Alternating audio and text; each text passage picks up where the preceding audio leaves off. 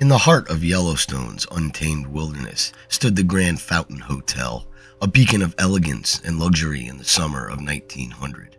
Surrounded by the park's breathtaking landscapes, the hotel was a symbol of human achievement amidst nature's majestic beauty. It attracted travelers far and wide, eager to experience the comfort it offered in the midst of the wild. Into the scene of refinement stepped Leroy R. Piper, a 36-year-old visitor from Ohio.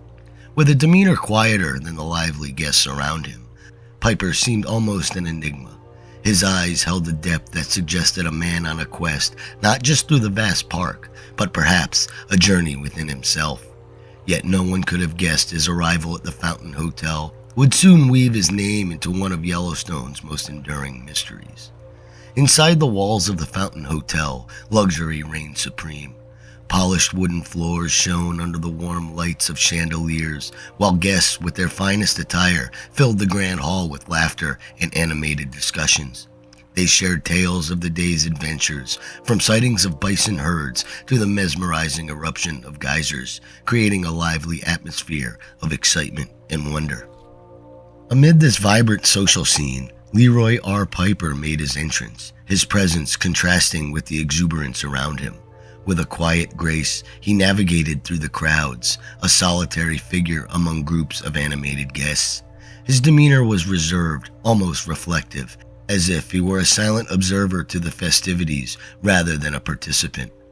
The air of introspection amidst the hustle and bustle of the hotel hinted at the mysteries untold, setting the stage for a puzzle that would soon unfold around him. On his final evening, Leroy Piper was seen dining alone, a quiet observer in the dining room of the Fountain Hotel.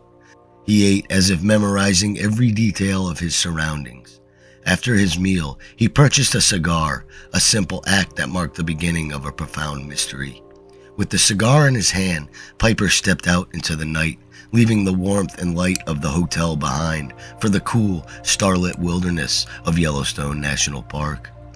When Piper did not return, concern quickly rippled through the hotel. Initially, there were hopes he might have taken a longer walk than originally thought, captivated by the nocturnal beauty of the park. But as hours turned into days without a sign of him, worry deepened.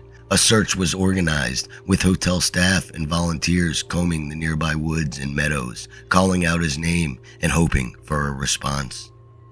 The park's vastness made the search daunting. Detachments of cavalry were even brought in, their horses thundering through the landscape, yet no trace of Piper was found. As the search expanded, so did the concern among the hotel guests and the local community. The mysterious circumstances of Piper's disappearance became the focus of whispered conversations and speculative theories. What happened to the quiet man from Ohio after he stepped into the Yellowstone night? The search expanded quickly, with teams venturing deeper into Yellowstone's rugged wilderness. The terrain itself posed significant challenges, with dense forests, steep ravines, and unpredictable geysers and hot springs that dotted the landscape. Despite these obstacles, searchers remained determined, driven by the hope of finding any clue that might reveal Piper's whereabouts. As the search continued with no success, theories and rumors began to swirl among the hotel guests and staff. Some speculated that Piper, perhaps overwhelmed by personal thoughts, had wandered off, losing his way in the vast park. Others whispered of a more sinister fate, suggesting he might have encountered foul play or fallen victim to the wild animals that roamed the area. The mystery deepened with each passing day, and the lack of evidence only fueled further speculation. The park's natural beauty became a backdrop to a growing list of possible scenarios, each more puzzling than the last. Among the staff and guests, the question of Piper's fate became a topic of constant discussion, with everyone offering their own theories, but no one able to provide answers. The disappearance of the quiet man had turned into a mystery that captivated and confounded the imagination of all who heard about it. The Fountain Hotel, nestled in Yellowstone splendor, was surrounded by attractions that drew guests closer to the wild heart of the park. Notably, a bear feeding station behind the hotel offered thrilling encounters with nature as guests watched from a safe distance. The bears came to feast on scraps. Additionally, the area was renowned for its geothermal wonders, with geysers and hot springs painting a landscape both beautiful and volatile. These attractions, while marvels to behold, posed inherent hazards that cannot be overlooked, especially in light of Piper's mysterious disappearance. The bear feeding station, though a source of entertainment, highlighted the presence of wild and potentially dangerous animals in the vicinity. This proximity to wildlife sparked concerns that Piper might have had an unexpected encounter with a bear, leading to his disappearance. The geothermal features, with their boiling water and unpredictable eruptions, presented a natural danger. The mesmerizing beauty of these sites could easily lure a visitor too close, with perilous consequences. In the wake of Piper's vanishing, some wondered if he had ventured to admire these natural wonders, only to fall victim to their hidden dangers. As speculation grew, these attractions and their risks became a focal point in the discussion about what might have happened to Piper. The natural beauty and potential peril underscored the mysterious circumstances of his disappearance, adding layers of intrigue and concern to the unfolding story.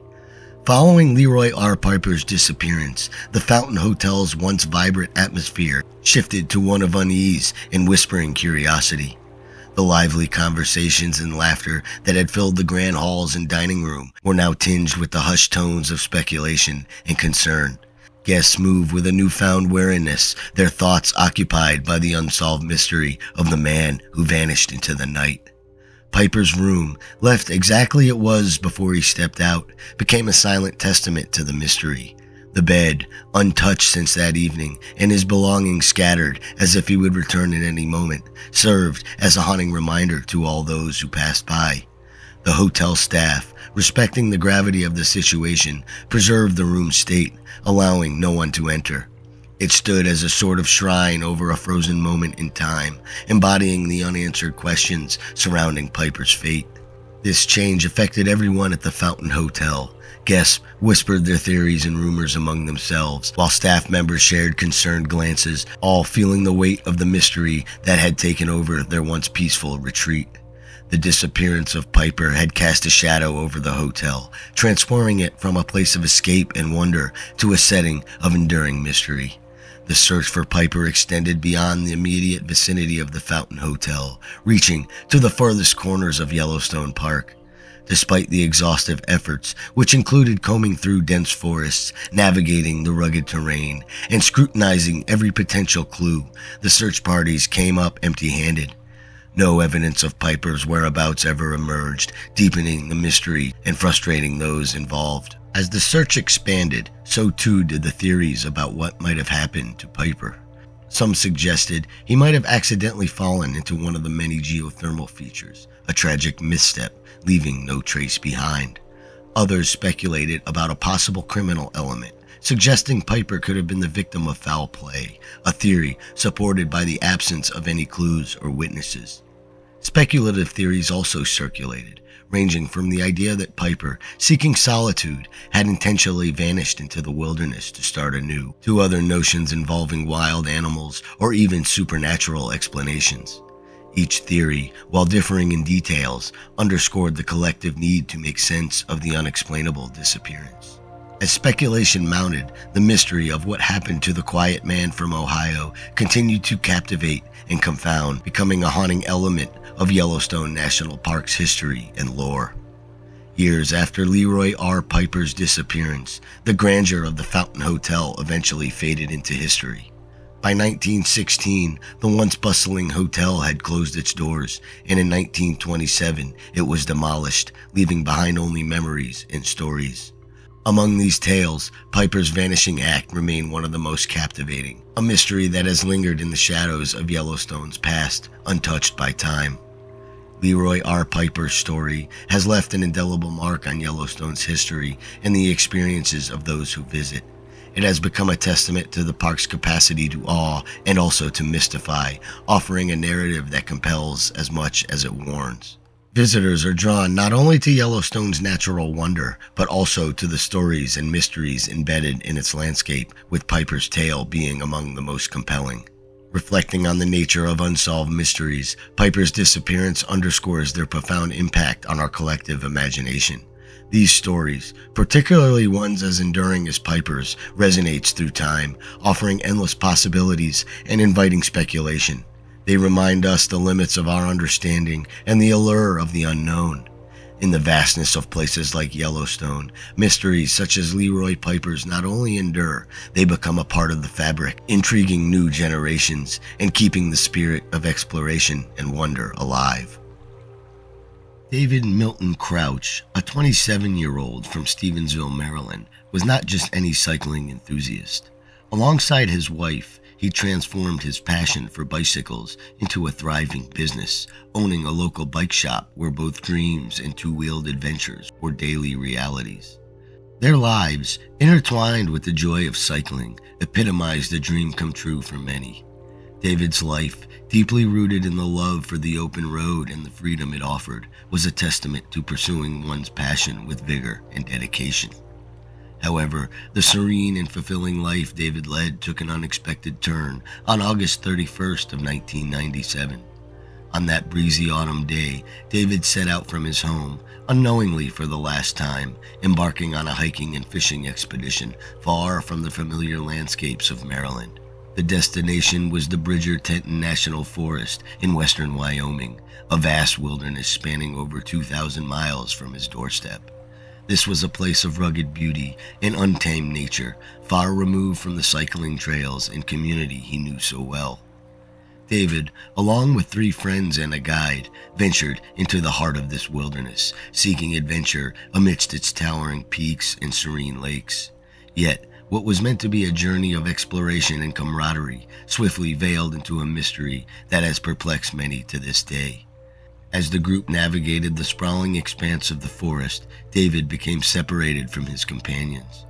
Intent on a solo fishing trip to Island Lake, a picturesque spot nestled within the forest's embrace, he departed from the group, stepping into the unknown. The circumstances of David's disappearance remain shrouded in mystery, casting a shadow over the forest's natural splendor. Despite the passing of time, the questions linger, echoing among the trees and across the lakes of the national forest. What unfolded on that fateful day as David pursued a moment of solitude by Island Lake? At 27, David Milton Crouch was in the prime of his life, his essence interwoven within the spirit of cycling. His passion wasn't just a hobby, it was the very best of his heart, a rhythm that guided his life's journey. Together with his wife, David channeled this unwavering love for cycling into a venture that was more than just a business. It was a shared dream in motion. In their bike shop nestled in Stevensville, Maryland, they didn't just sell bicycles. They were architects of adventure, curators of freedom on 2 wheels. Their life was a harmonious blend of personal passion and professional ambition, a rare feat where work and play danced together seamlessly. David's expertise and enthusiasm for cycling transformed their bike shop into a local hub, a place where fellow cycling enthusiasts could not only find their perfect ride, but also a community. Together, David and his wife cultivated a space that thrived on the joy of cycling, making their dream a reality for themselves and their customers. This idyllic existence, however, was marked by a profound love for the outdoors, a trait that extended beyond the confines of cycling paths and into the heart of nature itself. It was a love that eventually led David to the vast, open space of the Bridger-Teton National Forest. Yet, as he ventured into this new wilderness, little did anyone know that it would become the backdrop to a mystery that would leave a lingering question mark in the serene environment of the National Forest. On the last day of August in 1997, David and his companions, guided by the spirit of adventure, embarked on a journey into the National Forest. This vast expanse of wilderness, contrasting with the familiar terrains of Maryland, promised an escape into nature's untouched beauty. The group, although overwhelmed with excitement, was treading on unfamiliar ground, a fact that underscored their adventure with the element of the unknown.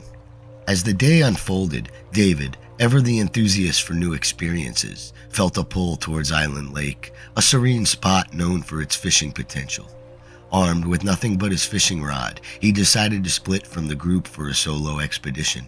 It was a decision made in the moment, driven by the allure of solitude and the tranquil beauty of the lake.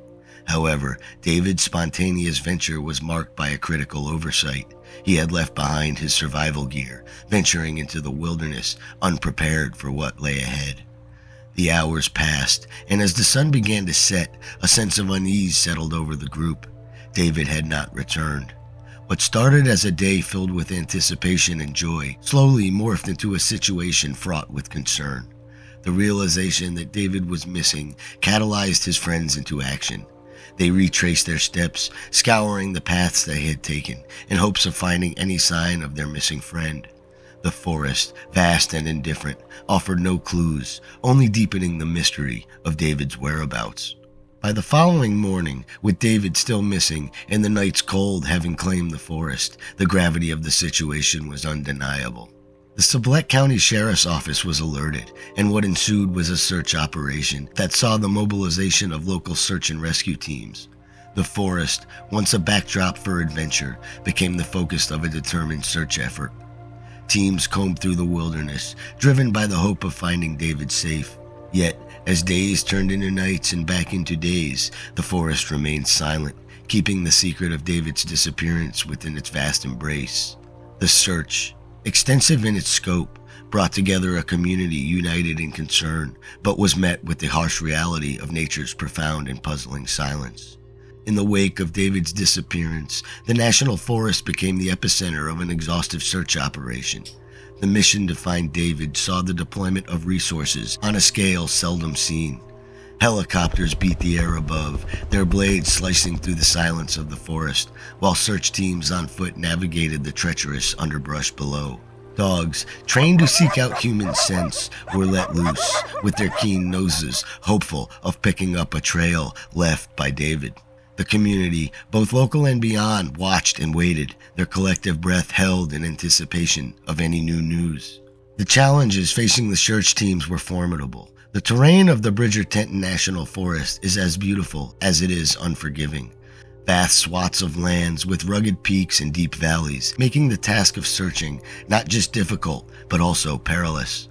The weather, an ever-present force in the wilderness, turned against the efforts of the rescuers. Bad weather rolled in, reducing visibility, hampering the helicopters, and adding a pressing urgency to the search. David, who had ventured out with nothing more than his fishing rod, was ill-equipped to face the elements, a fact that cast a shadow of grim reality over the hopes of finding him safe. As days turned into weeks, the intensity of the search efforts began to wane. Resources, both physical and emotional, were stretched thin. The local authorities, who had led the search with the determination fueled by hope, began to acknowledge the dawning reality of the situation. Statements were made, grim in their acceptance of likelihood that David had not survived this ordeal. The decision to scale back the search was met with heavy hearts, a testament to the harsh truth that sometimes, despite the best efforts of many, nature keeps its secrets closely guarded. David Milton Crouch's disappearance left a void in the heart of Stevensville, Maryland, a community that had known him not just as a business owner, but as a friend, neighbor, and an integral part of their community and daily lives. The news of his vanishing in the remote wilderness of Wyoming sent ripples of shock and sorrow through the town, uniting its residents in a shared sense of loss and concern. In the wake of the tragedy, the Crouch family found themselves surrounded by the warmth and support of their community. Despite their overwhelming grief, they took comfort in the outpouring of love and solidarity. The Crouch family is one of the well-known families on the island, remarked Reverend Ken Valentine, pastor of Kent Island United Methodist Church, where David was a member. "We've had prayers for David all last week. It's very sad," he added, voicing the collective heartache that gripped the community. The family's response to the tragedy was one of quiet dignity, choosing to grieve privately. They nonetheless expressed their gratitude for the ceaseless support, the prayers, and the hope that continued to come from their neighbors and friends. "It has to be a terrible feeling to have someone missing and not knowing if he is dead or alive. My heart goes out to the family," shared Dolores Timms, a neighbor, encapsulating empathy and concern in her statement. Amidst the sorrow, the community spirit remained unbroken. Vigils were held, and David's story was shared far and wide, keeping the flame of hope alive for any news of his whereabouts. The collective effort to support the Crouch family underscored a fundamental truth about Stevensville. In times of despair, the community stood as one, offering a beacon of light in the darkest of times. David's disappearance became more than a personal tragedy for his family. It was a moment that united the community, a reminder of the bonds that hold us together in the face of uncertainty and sorrow. As the years have passed, the mysterious disappearance of David Milton Crouch on August 31st of 1997 in the vast expanse of the Bridgerton National Forest remains an unsolved chapter in the lives of those who knew him and the community at large. David was described as a white male with brown hair, standing 5 foot 10 inches tall and weighing approximately 175 pounds. He was last seen wearing jeans and a flannel shirt. These details, frozen in time, serve as a reminder of a person who stepped into the wilderness that day, never to return. The Sublette County Sheriff's Office continues to seek any information regarding David's disappearance, urging anyone who might know something, no matter how insignificant it may seem, to come forward. This event serves as a reflection on the unpredictable nature of wilderness exploration and the critical importance of preparation and safety measures. David's story underscores the need for adventure to equip themselves not only with the necessary gear, but also with the knowledge and skills to navigate the challenges posed by the natural world. In memory of David and in honor of the ongoing efforts to find him, we call upon listeners to share any information they may have related to his disappearance. Furthermore, this story reminds us of the strength found in community support during times of tragedy. Let's stand together, offering hope and assistance to those affected by loss, and continue to foster a culture of safety and preparedness for all who seek to explore the beauty and majesty of our natural surroundings. Sandra Hughes, a 54-year-old woman, decided to make a significant change in her life. Up until then, her life hadn't gone as she had hoped. After 2 divorces and a career in accounting, despite her passion for the outdoors and wilderness survival, Sandra found herself longing for more. She had spent most of her adult life moving around, never really settling down or finding a place she could call home. In June of 2020, amid the quiet pause of the world due to quarantine restrictions, Sandra saw an opportunity to reconnect with her love for nature. She sold her place in Maui, Hawaii, and moved to Madera County, California, located between Yosemite National Park and the Sierra National Forest. Sandra planned an extended solo camping trip into the Sierra National Forest, aiming to find happiness and fulfillment while adhering to quarantine guidelines. This decision marked the beginning of a mystery that would captivate many. Sandra Hughes found herself at a crossroads in life, leading up to her mysterious disappearance. Her history was marked by a nomadic existence, characterized by a series of moves from one place to another across the vast landscapes of the United States. This constant motion reflected a search for something more, a pursuit that seemed to elude her in her settled life. Professionally, Sandra had built a career in accounting, a field that demanded precision and analytical skills. However, beneath the surface of numbers and financial statements, there was another side to her, a profound connection to the wilderness. Sandra was not only an accountant, she was also a skilled survivalist. Her college years had been spent not just poring over textbooks on accounting, but also engaging deeply with wilderness survival courses. This education wasn't just academic. It was a passion deeply ingrained in her being. Sandra's personal life, however, bore the marks of its own trials and tribulations. She had entered into 2 marriages, hoping perhaps to build a life together with someone who shared her dreams and aspirations. Unfortunately, both marriages ended in divorce, leaving her to navigate the complexities of life's journeys alone. Moreover, the absence of children in her life added another layer of solitude to her existence. Yet, despite these personal setbacks, Sandra's spirit remained unbroken. Her passion for the outdoors, an unwavering love for the raw beauty and untamed wilderness, continued to be a source of joy and solace. This combination of her professional expertise, her survival skills, and her deep-seated love for nature painted a picture of a woman who, despite the unpredictabilities and the disappointments that life had thrown her way, was determined to carve out moments of fulfillment and happiness. It was this indomitable spirit that led her to make the significant decision to embark on a solo camping trip into the Sierra National Forest, a decision that marked the beginning of a mysterious chapter in her life. Sandra Hughes' journey into the unknown began in June of 2020 when she made a bold move to embrace nature in a way she hadn't before. She had just settled into her new life in Madera County, California, a place chosen for its close proximity to the breathtaking landscapes of Yosemite National Park and the Sierra National Forest. Inspired by the world slowing down due to quarantine, Sandra saw a perfect chance to reconnect with her outdoor roots. Her last communication with her family was filled with excitement and a hint of adventure. Sandra shared her plans for an extended solo camping trip into the Sierra National Forest. She was drawn to the beauty and solitude of Johnson Meadows, a spot known for its stunning green expanses framed by thick forests and towering snow-capped mountains. This would be her retreat, a place to find peace and solace in the wilderness that she so dearly loved. The decision to venture into the national forest alone was met with support from her family, who understood Sandra's need to be one with nature. Despite the inherent risks of solo camping, Sandra's skills in wilderness survival reassured her loved ones that she was well prepared for the journey ahead.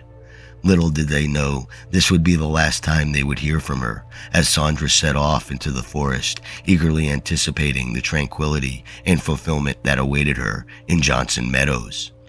On July 2nd, a group of hikers stumbled upon a campsite that caught their attention for all the wrong reasons. It was Sandra Hughes' campsite, but it didn't look like any ordinary site left by a camper temporarily away. Instead, it was abandoned and in complete disarray, as if a storm had passed through, scattering gear and personal items everywhere. The tent was torn apart, and the belongings were strewn about, indicating a sudden and chaotic departure. The hikers, concerned by the state of the campsite and the possibility that its occupant might be in danger, decided to take action. They meticulously marked the location on their map, ensuring they could direct others back to this exact spot. Once they had cell service, they immediately contacted the Madera County Sheriff's Office to report what they had found. The Sheriff's Office dispatched officers to Johnson Meadows to investigate the campsite. Upon arrival, they confirmed the hikers' findings. The site was indeed abandoned, and the destruction suggested a distressing event had occurred.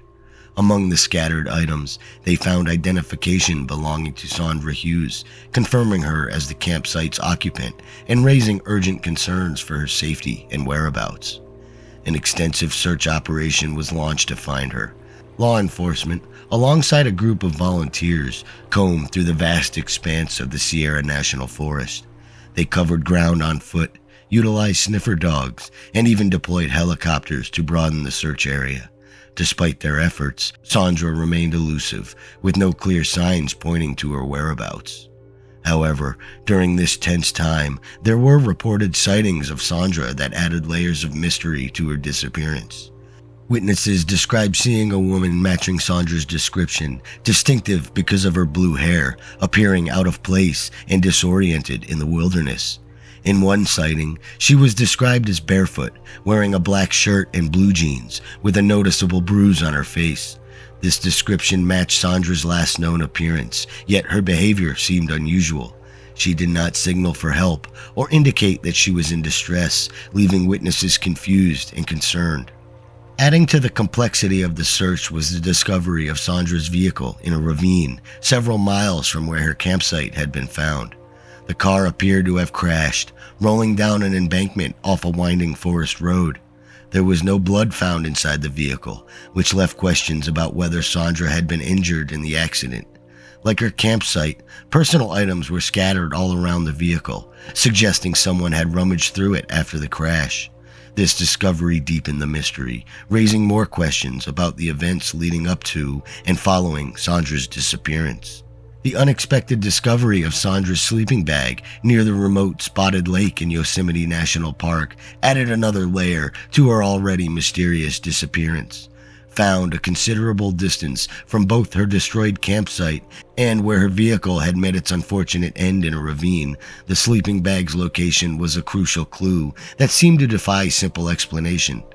Positioned in a part of the park known for its rugged beauty and challenging terrain, the sleeping bag appeared as though it had been used recently, suggesting that Sandra had made it at least this far in her unexplained journey.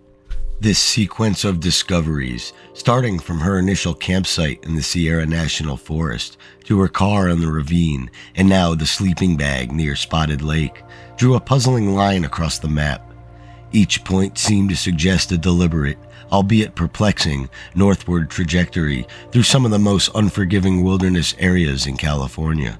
The questions this path raised were intriguing. Was Sandra intentionally moving north? And if so, why? How had she managed to traverse such difficult landscapes, seemingly without the bulk of her gear, and, as some sightings suggested, in a barefoot and disheveled state? Moreover, this linear path of locations connected with Sandra's disappearance did little to clarify her motivations or the circumstances that led her deeper into the wilderness. Instead, it only deepened the mystery, weaving a complex series of events that search teams and investigators struggled to unravel. The search efforts, initially focused on finding Sandra, now also had to connect with understanding the rationale behind her movements. Was she seeking something or someone, fleeing from a perceived threat, or simply disoriented and lost? In a twist that reignited interest in Sandra Hughes' puzzling disappearance, two hunters reported a strange encounter that seemed to be directly linked to her case. While driving down a secluded forest road, they noticed a woman who bore a striking resemblance to Sandra. She was positioned away from the road, leaning against a tree in a manner that seemed both deliberate and out of place. The hunters described the woman as having no camping gear or any obvious means of support in the dense forest, a detail that immediately raised questions about her well-being and how she had come to be in such a remote location. The woman's appearance matched descriptions of Sandra. She was wearing overalls and a floral t-shirt, a change from the last reported sighting, but still consistent with her being without her original gear. The sighting added to the growing list of odd occurrences surrounding her disappearance. The woman's presence in the forest, without any belongings, suggested a pattern of erratic behavior or circumstances beyond her control. The hunters attempted to communicate with the woman, hoping to offer her help or at least confirm her identity, but she did not respond to their calls. This lack of interaction, coupled with her unusual location and state of being, mirrored the chaotic and unexplained scenes left behind at Sandra's last known sites.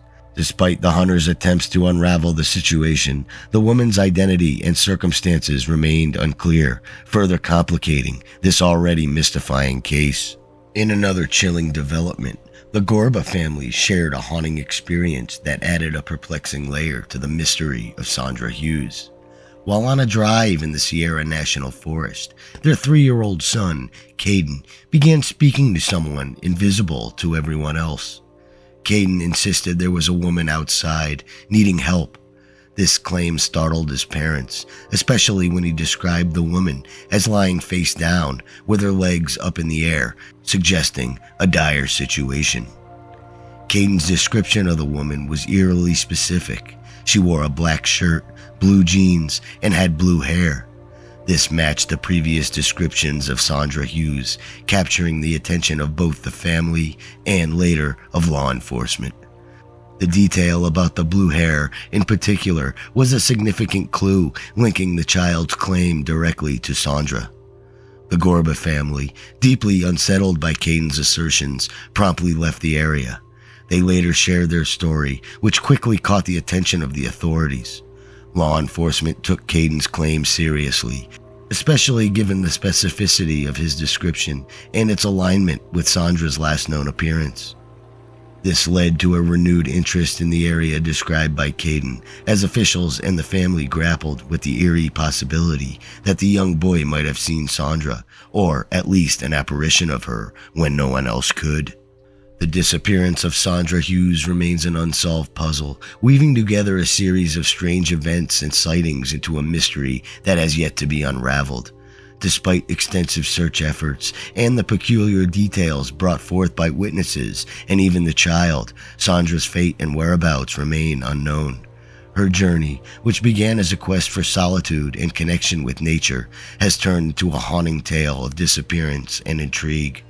We encourage anyone with information, no matter how small or seemingly insignificant, to come forward and contact the Madera County Sheriff's Office. Your piece of the puzzle could be the key to uncovering the truth about what happened to Sandra Hughes. This story is a reminder of the profound mysteries that lie in the heart of the wilderness, challenging our understanding and often leaving more questions than answers. The search for Sandra continues, not just as a quest for one woman, but as a pursuit of truth in the face of the unknown. In the vast and wild heart of Oregon, nestled among the towering mountains and dense forests, lies Sparks Lake, a serene yet haunting backdrop for one of the most mystifying disappearances in Oregon State's history. It was here, in the autumn of 1969, that Robert Winters, a 78-year-old avid hunter, vanished without a trace. Robert, accompanied by his sons, had ventured into this well-known hunting ground, a place they had returned to year after year, drawn by the promise of solitude and the thrill of the hunt. This particular trip, however, would tell a narrative far removed from their annual expeditions.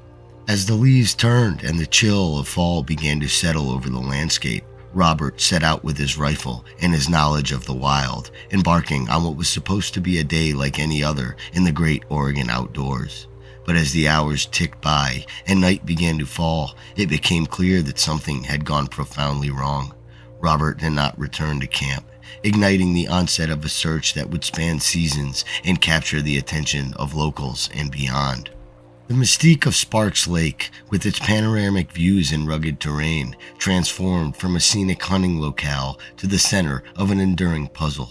Situated between the imposing silhouettes of Broken Top Mountain and Mount Bachelor, the area's natural beauty belies the harsh and unpredictable nature of the wilderness.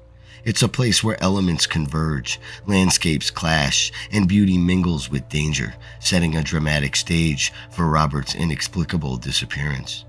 The incident opens a gateway into a mystery that remains unsolved, weaving a tale of man versus nature, of sudden silence amidst the whispers of the wild. The story of Robert Winters is not just a recounting of a man lost. It's a narrative steeped in the mysterious allure of the natural world, a reminder of its untamed and unscrutable character. The Winters family tradition was not just a series of annual hunting trips. It was a legacy, a ritual that bound Robert and his sons, Charles, George, and Alvin, together with the threads of anticipation and shared adventure. For over 2 decades, these expeditions had been a constant, a time for reconnecting with both nature and each other in the rugged heartland of Oregon. The familiarity of Robert and his sons with the area around Sparks Lake was profound.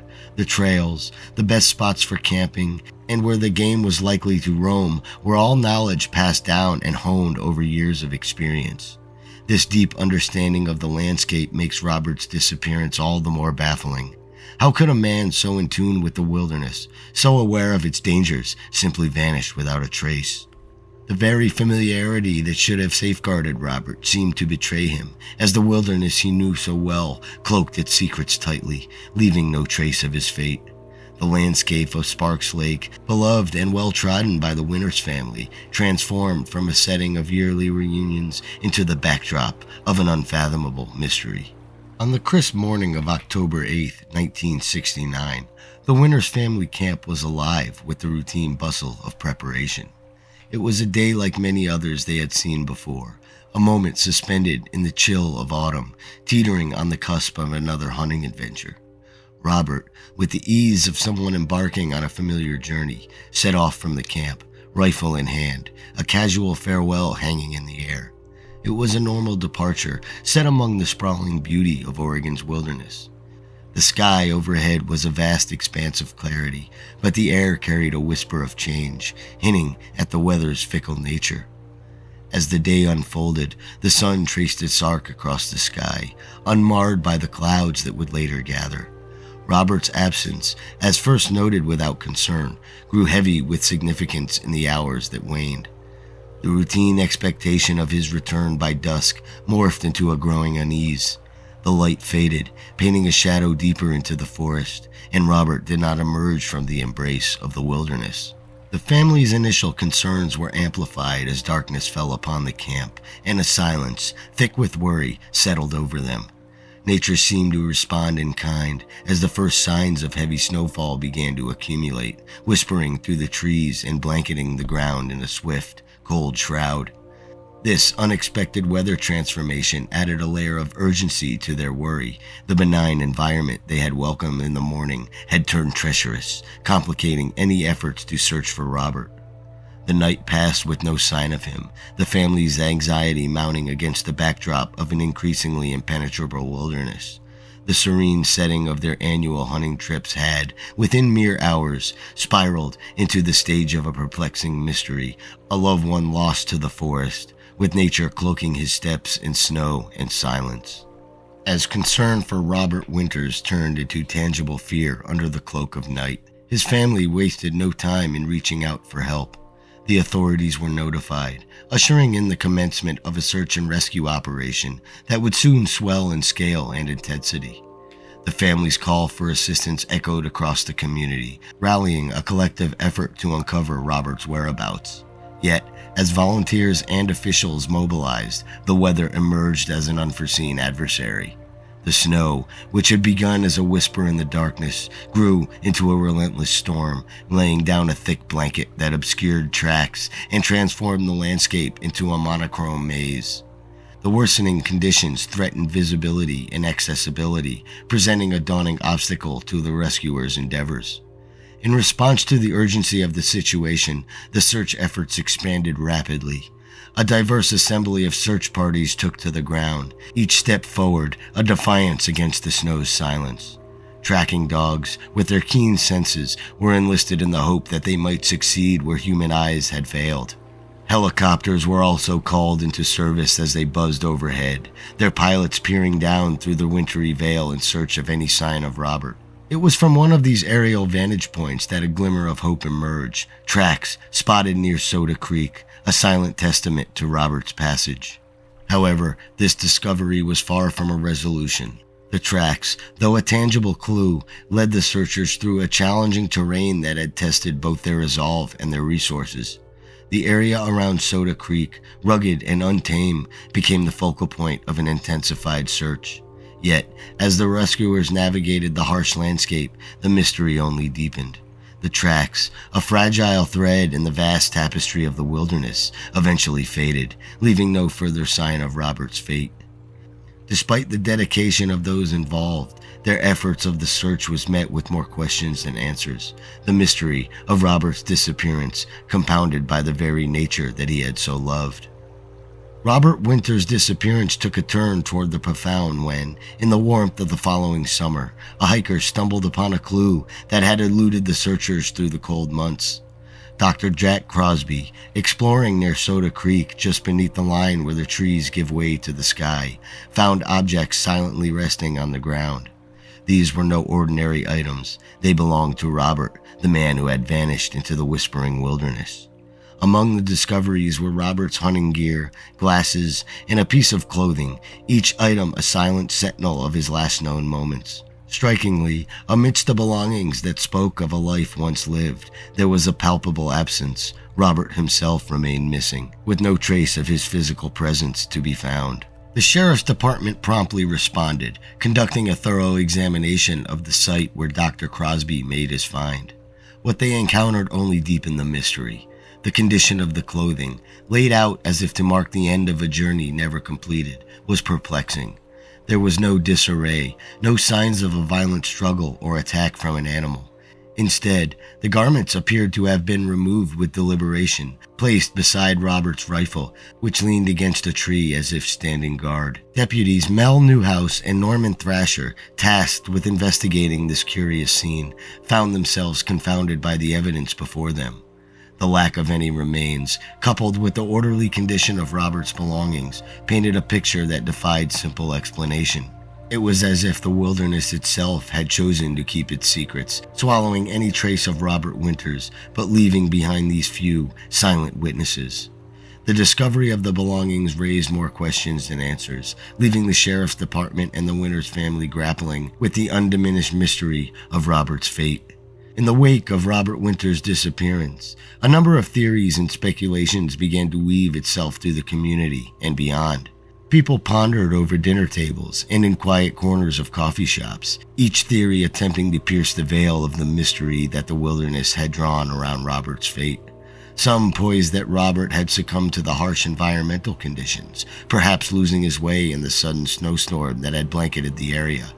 Others whispered of wildlife encounters, imagining a silent predator that might have crossed paths with him. Yet for all the speculation, Robert's deep familiarity with the terrain stood as a stark counterpoint to these theories of a simple misstep or a loss of direction. This was a man who had walked these woods for over 2 decades, who knew the land as one knows the lines of their own hand. Such experience cast a long shadow of doubt over the simpler explanations, suggesting that whatever happened to Robert was far from ordinary. The continued mystery, underscored by the absence of any conclusive evidence or remains, left a lasting imprint on the family and the community. The discovery of Robert's belongings had offered a brief flicker of hope, a potential path to closure that quickly extinguished as the search revealed no more. The questions that lingered in the wake of the search party's departure were not just about how or why Robert disappeared. They touched on the very nature of the wilderness itself, on the secrets it keeps, and on the thin veil that separates the known from the unknowable. For the Winters family, the unresolved case was a wound that time struggled to heal. For the community, it was a haunting reminder of the wilderness's indomitable will, a story to be told in hushed tones as a testament to the mysteries that lay in the heart of the forest. Theories and speculations continue to swirl, each as elusive as the last, leaving the mystery of Robert Winters' disappearance to linger in the air like the mist that rolls off Spark Lake at dawn. The disappearance of Robert Winters left a lasting impact on his family and on the hunting community, embodying the unpredictable nature of the wilderness. Marked as one of Central Oregon's most extensive search operations, the case remains part of the local lore, unresolved and haunting. Despite the passage of time, the mystery continues to capture the imagination of locals and enthusiasts alike, fueling ongoing speculation and discussion. Robert's story serves as a reminder of the wild's depths and the enduring human quest for answers in the face of nature's puzzles. In the serene expanse of Colorado's rugged landscapes, the tale of Rae Vanek unfolds, a narrative that has captivated the imaginations of many and left an indelible mark on the community of outdoor enthusiasts. Michelle, at 35 years of age, epitomized the spirit of adventure and the profound love for the natural world. A mother to 4 children, she balanced her family's responsibilities with an unwavering passion for the outdoors. Climbing and hiking were not just hobbies for Michelle, they were essential threads woven into the fabric of her identity, ways to immerse herself in the tranquility and majesty of nature's offerings. Her love for adventure led her to seek challenges that would push her limits and to allow her to experience the exhilaration of conquering nature's formidable peaks. Yet, it was her underlying spirit of exploration that set the stage for a journey from which she would not return. On September 24th of 2005, Michelle, accompanied by her friend Eric Sawyer, set out to ascend Mount of the Holy Cross. This mountain, standing as a sentinel with its elevation of 14,005 feet, presents a formidable challenge even to the most seasoned hikers. It is a peak that has etched itself into the lore of Colorado, not just for its daunting height, but also for the natural cross that adorns its facade, a feature that has intrigued and inspired countless souls. The day of their expedition dawned with promise, yet it harbored an underlying mystery that would soon engulf Michelle's fate in the shadows. As they embarked on their ascent, the air was filled with anticipation of the climb ahead, a year-long dream finally coming to fruition. Little did they know, this journey would etch Michelle's name into the records of unsolved mysteries, her story becoming a haunting testament to the unpredictability of nature and the human spirit's quest to conquer it. As a triathlete, Michelle had conditioned her body and mind to endure, to overcome, and to triumph, whether on the track, in the water, or against the incline of a mountain trail. Her love for the outdoors was matched by her enthusiasm for climbing, a hobby that brought her not just physical gratification, but a deep connection to the natural world. This connection was something she sought to share and celebrate with those around her, a shared experience that brought her closer to friends and family alike. Eric Sawyer, Michelle's climbing partner on that fateful expedition, stood as a contrast and a complement to her adventurous spirit. An experienced climber, Eric had successfully navigated numerous summits, his resume boasting a sense of 38 of Colorado's storied 14ers. His relationship for Michelle was grounded in a mutual respect for the mountain and a shared ambition to conquer it. Together, they had planned this climb for over a year, a testament to their dedication and the trust they placed in each other's abilities and judgments. Their dynamic was one of mutual encouragement and support, a partnership that promised to carry them to the summit of Mount of the Holy Cross. With Eric's experience and Michelle's athleticism, they approached the challenges with confidence, unaware that the journey would unfold into a narrative steeped in mystery. On the morning of September 24, 2005, Michelle, Rae Vanek, and Eric Sawyer geared up with the essentials for their ambitious climb. They were poised at the threshold of a journey that would etch this date into the chronicles of the unexplained. Their target was the Mount of the Holy Cross, a formidable giant among the Colorado Rockies, revered not only for its daunting elevation, but also for the natural crucifix that it bore, a beacon for climbers and seekers alike. However, the day's promise was shadowed by a series of initial missteps that would later haunt the narrative of Michelle's mysterious disappearance. Despite their meticulous planning, Michelle and Eric inadvertently set off on the Halo route, a decision that steered their expedition towards unforeseen challenges. Renowned for its rigorous demands and treacherous terrain, the Halo route was not what they had intended to confront. Yet, faced with the realization of their mistake, they pressed on, driven by a year's worth of anticipation and the unyielding allure of the summit that laid ahead. As they ascended, the mountain revealed its merciless nature. Michelle, despite her athletic prowess and triathlete conditioning, found herself grappling with the altitude's unforgiving grasp.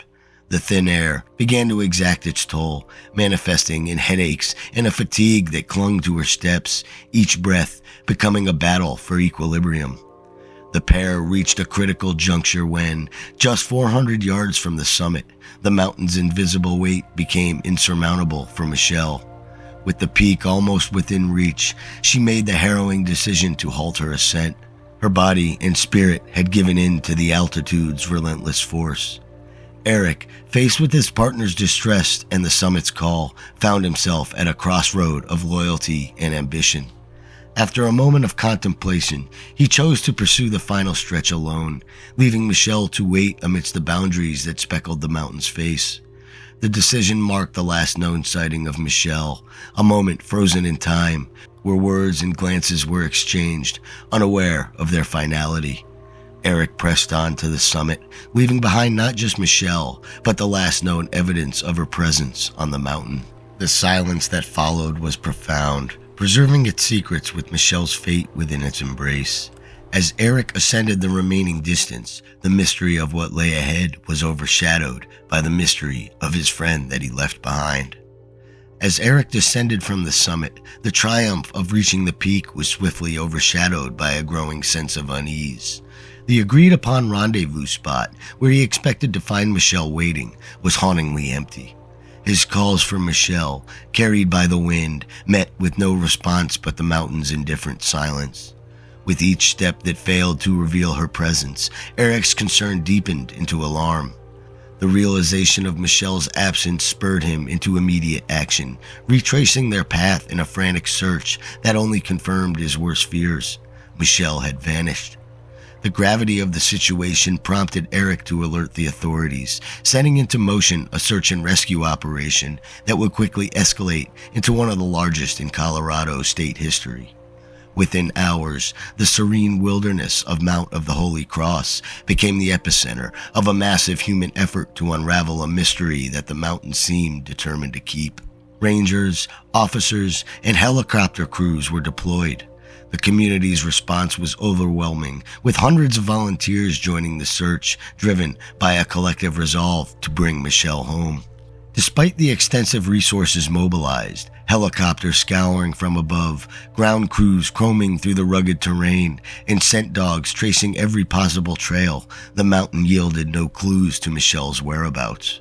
The initial absence of any trace was perplexing. No backpack, no shoes, no signs of distress. The mountain, vast and impenetrable, seemed to have swallowed her whole, leaving behind a silence that echoed with unanswered questions.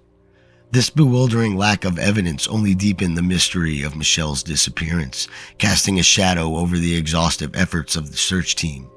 As days turned into weeks, the hope that had driven the operation faced the relentless reality of the mountain's secrecy. The Mount of the Holy Cross, for all its majestic beauty, held its secrets tightly, leaving those searching for Michelle to ponder the unfathomable. How could someone vanish so completely in the presence of so many determined to find her?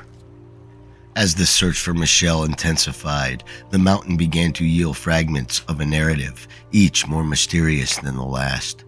2 days into the exhaustive efforts, searchers stumbled upon an unsettling clue: a duffel bag and a shotgun, abandoned and seemingly out of place in the wilderness that Michelle had vanished into.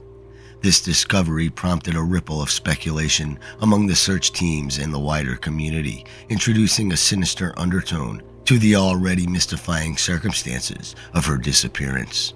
In another unexpected twist, reports surfaced of a man who seemed to shun contact with others, choosing instead to conceal himself behind trees, refusing the calls of others to show his face. This bizarre behavior only added layers to an unfolding mystery, leaving more questions in its wake. The presence of this elusive individual in the vicinity of Michelle's last known whereabouts added a human element to the speculation surrounding her fate, a factor that complicated the narrative of a simple disappearance and introduced the possibility of foul play. Amid the sprawling search operation, another chilling discovery was made: traces of blood in the snow. The blood, found without any discernible context or explanation, became a focal point of speculation. The absence of follow-up analysis on its origin left a gaping hole in the investigation, a piece of the puzzle that remained frustratingly out of reach. Was this blood connected to Michelle, or was it an unrelated anomaly in the wilderness? The lack of definitive answers only served to deepen the mystery in this case. The search also brought a man to light named Peter Martin. Encountered by the search teams, Martin's demeanor was marked by resistance and evasion, his unwillingness to engage raising suspicions among those involved in the rescue efforts. His presence on the mountain, coupled with his obscure behavior, cast him as a figure of intrigue in the narrative of Michelle's disappearance. The search team's interaction with Martin were fraught with unanswered questions. Each of these discoveries, the abandoned items, the fleeting encounters with a man in the shadows, the unexpected blood, and the mysterious Peter Martin, wove together a narrative of clues and suspicions. Yet, for all their potential significance, they failed to illuminate the fate of Michelle on that September day. Instead, they stood as cryptic signs in the wilderness. In the wake of the clues and the absence of concrete evidence, theories and speculations swirled around the disappearance of Michelle. The community and authorities alike grappled with various scenarios, each attempting to piece together the fragments of the story that the mountain refused to relinquish. One prevailing theory was foul play, a notion that gained traction with the discovery of the shotgun and the encounters with individuals whose behavior seemed to defy innocent explanation. This theory suggested that Michelle might have stumbled upon something or someone with malicious intent, leading to a tragic outcome. The presence of the unidentified man and the mysterious Peter Martin in the vicinity where Michelle vanished added fuel to these speculations, suggesting a sinister human element at play in the wilderness. Another line of speculation pointed toward an accidental death due to natural elements. The rugged and unforgiving terrain of Mount of the Holy Cross, coupled with Michelle's reported struggles with altitude and fatigue, suggested a scenario in which she might have succumbed to the harsh conditions.